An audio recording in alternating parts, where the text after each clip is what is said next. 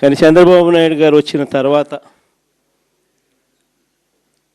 ఈ 2 ఏళ్లలో గమనించింది ఏమిటి అని అంటే, మన పథకాలన్నీ ఓవైపున రద్దు చేసేసినాడు, మరోవైపున ఆయన చెప్పిన సూపర్ 6లని సూపర్ 7లని ఏదైతే ప్రజలకు మభ్యపెడుతూ మోసం చేస్తూ చెప్పినాడో అవన్నీ కూడా ఈరోజు అబద్ధాలుగా తేలిపోయి ఉన్న పరిస్థితులు ఈరోజు మన కళ్ళ ఎదుటే కనిపిస్తూ ఉన్నాయి.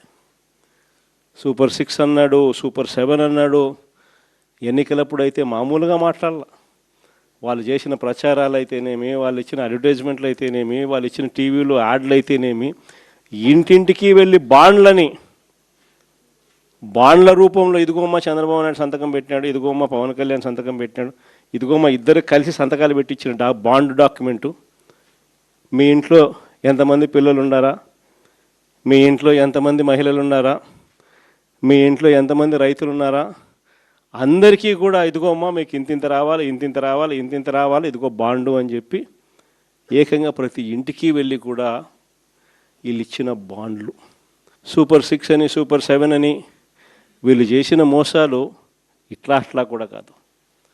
నిజంగా కూడా మనం ఎవరం కూడా ఈ స్థాయిలో ఒక మనిషి అబద్ధాలు ఆడగలుగుతాడా, ఈ స్థాయిలో ఒక మనిషి మోసం చేయగలుగుతాడా అని ఎప్పుడు కూడా బహుశా ఊహకు కూడా అందవు.